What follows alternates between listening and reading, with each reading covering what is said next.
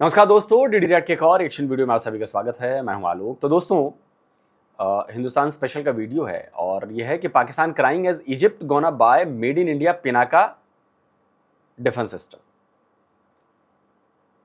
देखिए, अब ये तो बड़ा इंटरेस्टिंग मामला है। भारत के जो वेपन सिस्टम्स हैं ना, वो धीरे धीरे दुनिया भर में अपनी धाक जमा रहे हैं। जैसे अभी खबर आई थी कि थाईलैंड भी जो है, स्क्रीनशॉट लगा देता हूं, कि थाईलैंड जो है वो भी अब चाहता है कि ब्रह्मोस मिसाइल वो भी ले। लेकिन उसके अलावा भी जो हमारे वेपन सिस्टम है, आकाश वेपन सिस्टम है, इस पर भी बातचीत कई देशों में चल रही है। आर्मेनिया तो यूज भी कर रहा है। अभी जो लेटेस्ट आई है ना, Pinaka multi barrel rocket launcher, तो ये आई है कि इजिप्ट जो है, ये अभी इस पर चर्चा चल रहा है कि वो पिनाका MBRL जो है वो ले ले, क्योंकि एक ये कॉस्ट इफेक्टिव ऑल्टरनेटिव है अमेरिकन आर्टिलरी सिस्टम का। जो हिमरस है ना, वो बहुत महंगा पड़ रहा है और उससे शायद बेहतर जो है ना पिनाका है। तो इसको ये लोग इवेल्युएट कर रहे हैं। तो इसमें क्या है कि ये एक लॉन्ग रेंज आर्टिलरी बन चुकी है और अब तो गाइडेड भी आ गई है। अनगाइडेड और गाइडेड भी आ गई। गाइडेड यानी कि पिन पॉइंट एक्यूरेसी।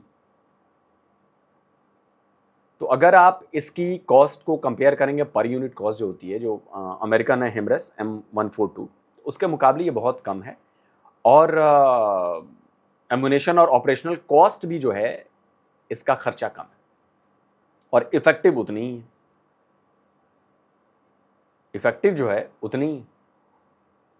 तो देखते हैं कि इजिप्ट क्या करता है। वैसे इजिप्ट और भी बहुत सारे इंडियन वेपन्स पर नज़र रखे हुए है और मुझे लगता है कि आने वाले वक्त में ये थोड़ा मिडिल ईस्ट का मामला जो है थोड़ा शांत हो जाए तो आपको बहुत कुछ मिलेगा जो वो भारत से लेने वाले हैं। चलिए वीडियो देखते हैं। इजिप्ट यानी मिस्र भारत का Pinaka multi barrel rocket launcher खरीदने में दिलचस्पी दिखा रहा है। अब आर्मीनिया ने दिलचस्पी दिखाई हुई है, इनफैक्ट ले भी लिया है। फिर आपके फ्रांस ने भी एक टाइम में दिलचस्पी दिखाई थी और इस तरीके से बहुत सारे मुल्कों ने दिलचस्पी दिखाई है, कईयों ने ख़रीदा भी है और इसके ऊपर पहले भी हमने वीडियो करे हुए हैं। तो लेकिन क्योंकि ये खबर है तो इसके ऊपर बात एक बार दोबारा करना ज़रूरी है।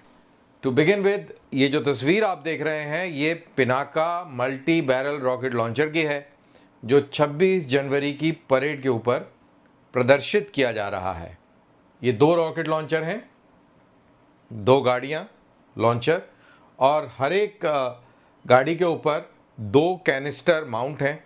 हर एक कैनिस्टर के अंदर 6 रॉकेट ट्यूब्स हैं। तो टोटल मिलाकर 12 ट्यूब्स हैं, यानी कि एक लॉन्चर के ऊपर 12 ट्यूब्स।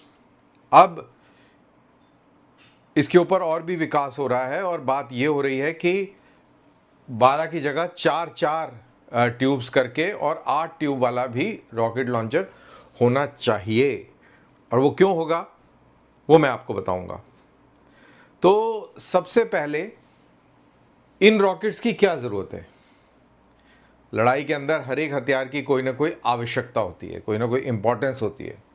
तो इस वेपन सिस्टम की क्या इंपॉर्टेंस है।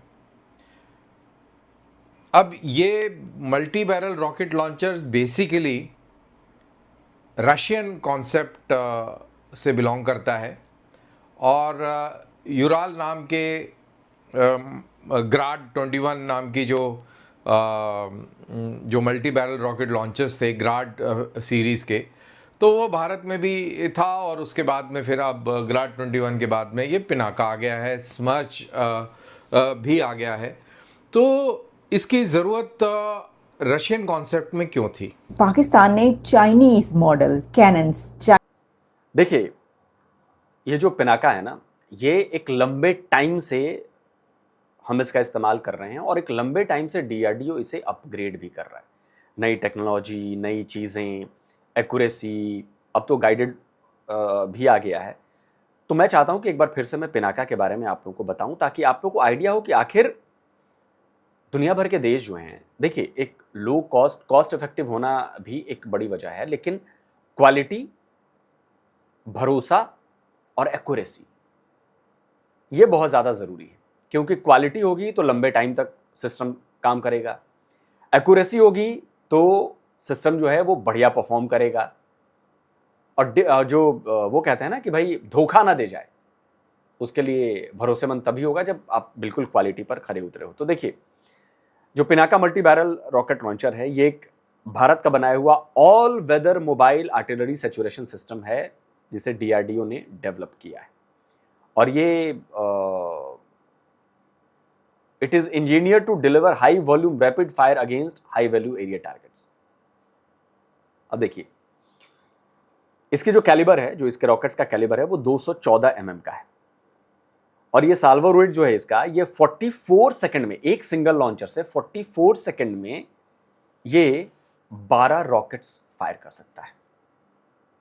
और इसकी जो एक बैटरी होती है, बैटरी यानी कि एक पूरा सिस्टम जिसे कहते हैं, इकोसिस्टम कह लीजिए, एक बैटरी, तो इस एक बैटरी में 6 लॉन्चर हैं, एक लॉन्चर में है 12 रॉकेट्स, तो एक बैटरी में हो गए 72 रॉकेट्स। तो ये 44 सेकंड में 72 रॉकेट ये फायर कर सकता है, और ये 1 किलोमीटर बाई 800 मीटर यानी कि 1000 मीटर बाई 800 मीटर के एरिया को सैचुरेट कर सकता है 1:44 सेकंड्स में, 44 सेकंड्स में। और जो डिप्लॉयमेंट मोबिलिटी है इसकी, शूट एंड स्कूट है, मतलब फायर करो वहां से निकल लो। तो इसके लिए जब दोबारा क्या कहते हैं, 3 मिनट में ये दोबारा दूसरी जगह पर जाकर फायर करने के लिए तैयार हो जाता है। तो लोकेशन से हट गया, जब तक वहां का रडार पता करेगा, वो मारेंगे, तब तक वो लोकेशन से निकल चुका होगा। ये सबसे बेहतरीन है। इसके अलावा जो रॉकेट का आर्किटेक्चर है वो है कि 280 किलो वेट है, जो इसका ईंधन है, सॉलिड प्रोपेलेंट है, वो करीब 100 किलो का है, और वॉरहेड 100 किलो का है। वॉरहेड कितने तरह के हो सकते हैं, हाई एक्सप्लोजिव हो सकते हैं, प्री फ्रेगमेंटेड हो सकते हैं, dual purpose improved conventional munition हो सकते हैं, और एंटी टैंक, एंटी पर्सनल मिनलेट्स हो सकते हैं। अब अगर आप इसके वेरिएंट की बात करेंगे तो अलग अलग वेरिएंट है। पिनाका MK1 है, MK1 इनहेंस्ड है, गाइडेड पिनाका है, और लॉन्ग रेंज है, LRGR है। तो जो पिनाका MK1 है वो 38 से 40 किलोमीटर की रेंज है, फ्री फ्लाइट है, अनगाइडेड रॉकेट्स होते हैं, स्टैंडर्ड एरिया सैचुरेशन के लिए इस्तेमाल होता है, फुल्ली ऑपरेशनल है। सेकंड जो है MK1 इनहेंस्ड है, इसकी रेंज बढ़ गई है, 45 से 60 किलोमीटर हो गई है। ये अपग्रेडेड अनगाइडेड एरोडायनेमिक्स वाले रॉकेट्स हैं, ये एरिया सैचुरेशन के लिए यूज किए जाते हैं, ये भी फुल्ली ऑपरेशनल है। थर्ड है गाइडेड पिनाका, इसकी रेंज है 75 से 90 किलोमीटर। इसमें नेविगेशन के लिए INS, GPS और नाविक लगा हुआ है। 2 से 3 मीटर की इसकी CP है, एक्यूरेसी जिसे कहते हैं, और ये एक्टिव है और एक्सपोर्टेड भी है, यानी कि आर्मेनिया को हमने यही एक्सपोर्ट किया है। लॉन्ग रेंज है, जिसकी रेंज है 120 किलोमीटर। ये एडवांस नेविगेशन किट के साथ है, ये प्रिसीजन स्ट्राइक के लिए है, ये एज ए मिसाइल काम करेगी प्रिसीजन स्ट्राइक के लिए, और ये अभी टेस्टिंग फेज में इंडक्ट किया जा रहा है। तो आप इसे समझ जाइए कि ये पूरा सिस्टम कैसे काम करता है। चलिए अब आगे वीडियो देखते हैं।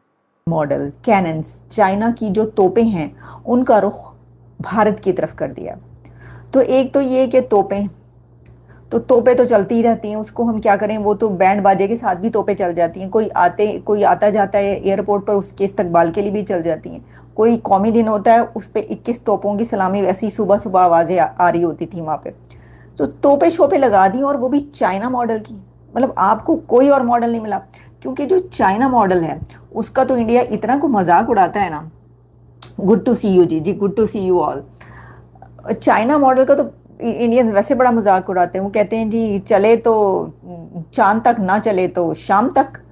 तो लेकिन खबर यह है कि जो पाकिस्तान है उसने जो अपनी आर्टिलरी गन्स हैं, अपनी नहीं यानी चाइना की ही कही जा रही हैं, वो वहाँ पर जो है डिप्लॉय कर दी हैं, और पूरे एक तरफ से बॉर्डर शुरू होकर आखिरी कोने तक जो है ना वो बॉर्डर जा रहा है, जहाँ पर इंडिया के बॉर्डर के साथ साथ सारी आर्टिलरी गन्स या तोपें या मिसाइल। अब इसमें से मुझे नहीं पता कि एग्जैक्टली क्या है, लेकिन मैंने आपको बताया कि कई तरह की खबरें, और उसके अंदर ये तीनों चीज़ें चल रही हैं। कहीं पर चल रहा है आर्टिलरी गन्स हैं, कहीं पर चल रहा है कैनन्स हैं, और कहीं पर ये चल रहा है कि पाकिस्तान ने लॉन्ग रेंज मिसाइल नस्ब कर दी हैं भारत के साथ। अब ये क्यों हुआ है?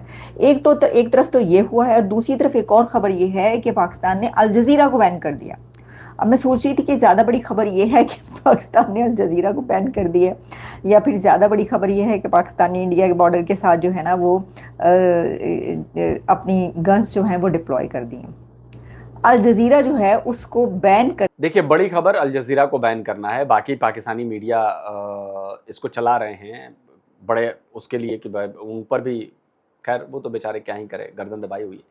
बाकी जो दूसरी इंटरनेशनल मीडिया है उसको भी रेस्ट्रिक्शंस लगा दी गई हैं। तो बड़ी खबर यही है। देखिए भारत की तरफ से तैनात हो गई है तो उसमें कोई बड़ी खबर नहीं है भाई, नॉर्मल चीज़ है, ये होता रहता है और अभी कोई ऐसी लड़ाई नहीं होने वाली। और देखिए अब तो जो लड़ाई है ना वो ये टैंक और ये वाली कम होनी है, वो मिसाइलों की लड़ाई है, ड्रोन की लड़ाई है। कौन जाएगा अब टैंक लेके यार? आप टैंक लेके घुसोगे तो उसका जवाब हम दे देंगे, बट अब वो लड़ाई नहीं है। अब लड़ाई जो है वो मिसाइल की, ड्रोन की, सारी यही है सारी, तो उसका कोई वो नहीं है। बैन करने की वजह ये पता चली है कि जी उधर कश्मीर में, पाकिस्तान कश्मीर के अंदर इलेक्शन हो रहे हैं और जो एक घमसान का रन पड़ा हुआ है, मतलब मुझे तो याद नहीं है, आप यकीन करें मैंने पहले भी ये बात कई बार कही है, मुझे तो बचपन से लेकर अब तक याद नहीं है कि उस मुल्क में कोई इलेक्शन हुआ हो और उसके ऊपर घमसान का रन ना पड़ा हो हमारे सामने कम से कम। वैसे हमसे पहले भी वो जो 70 में जो कुछ हो रहा था और खेला जा रहा था उसमें तो जो घमसान का रन पड़ा उसके अंदर तो अपना आधा मुल्क ही हार दिया। लेकिन जो भी इलेक्शन होता है उसके अंदर घमसान का रन पड़ता है। और कश्मीर के इलेक्शन में तो अच्छा, मुझे बड़ी हंसी आई एक चीज़ पढ़ के। खबर क्या है, मैं आपको खबर ही बताती हूँ कि जियो न्यूज़ इसका मेरे सामने ओपन है और जियो न्यूज़ पे है, यौम इस्तेहसाल कश्मीर मनाया जा रहा है। मुसल्लह अफवाज का कश्मीरियों के हक़ के खुद इरादियत के हसूल की जद्दोजहद के लिए गैर मुतज़लज़ल हिमायत का इरादा। एक तरफ यौम हक़ के खुद इरादियत कश्मीरियों का मनाया जा रहा है, दूसरी तरफ कश्मीरियों को ही मारा जा रहा है। कश्मीरियों को वो मार पड़ी है, वो मारा है आप लोगों ने, जूतम जाता जो वहाँ पे हुआ है और जिस तरीके से उनको पिटाइयाँ हुई हैं उनकी, और जैसे कई कितने मारे भी गए हैं। तो दूसरी तरफ जो आप यौम इस्तेहसाल कश्मीर बना रहे हैं, भाई क्या ये खुला तजाद नहीं है? अच्छा, ये तो खैर हंसी की बात जो है वो है ही, लेकिन इसके अंदर एक और बात ये है। चलिए वीडियो खत्म करते हैं। बिल्कुल ये मजाक ही है कश्मीरियों के साथ। एक तरफ आप उन कश्मीरियों को मार रहे हो, उनके ऊपर उनके बच्चों को यतीम बना रहे हो, उनका हक नहीं दे रहे, उनके राइट्स को आपने छीन लिया है, उसको कैद कर दिया है। तो वो कश्मीरी भूलेंगे नहीं और भूलना भी नहीं चाहिए, जुल्म भूलना नहीं चाहिए। वैसे खैर देखते हैं कि क्या होता है, बहुत कुछ होना है। अभी तो सऊदी अरब, टर्की और पाकिस्तान के बीच एक डिफेंस पैक्ट भी हो गया है और ये भी बड़ा इंटरेस्टिंग है। इस पर एक वीडियो मैंने डिफेंस डिटेक्टिव पर बनाया हुआ है, आप जाकर देख सकते हैं इसके क्या मतलब हैं, क्या मायने हैं। वैसे हमने सऊदी अरब और उसके पर पाकिस्तान का जो डिफेंस पैक्ट था कि एक पर हमला दूसरे पर हमला, वो हमने देख लिया अभी कि ईरान मारे पड़ा है लेकिन पाकिस्तान कुछ कर नहीं रहा।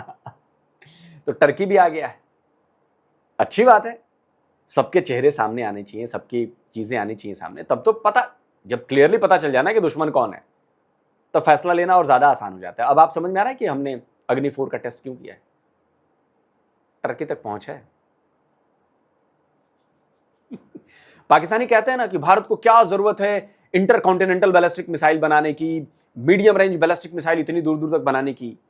इसीलिए जरूरत है क्योंकि इंडिया को पता है कि हमारे दुश्मन कहां कहां हैं। इंडिया को पता है कि हमें टर्की तक मिसाइल मारनी है। इंडिया को पता है कि चाइना के कोने कोने तक मिसाइल जो है वो जानी चाहिए। चाइना को भी पता रहनी चाहिए, टर्की को भी पता रहनी चाहिए। और अभी तो गेम चालू हुआ है। अभी साइप्रस को हमारी मिसाइलें जाएंगी, अभी ग्रीस को हमारी मिसाइलें जाएंगी। गेम तो अभी शुरू है गुरु।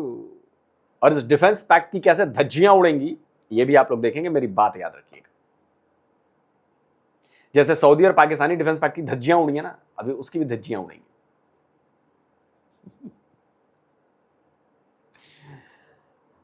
खैर आप क्या कहते हैं, कमेंट करिए, अपनी राय दीजिए। जल्दी मिलता हूं एक और नए वीडियो के साथ। नमस्कार, जय हिंद।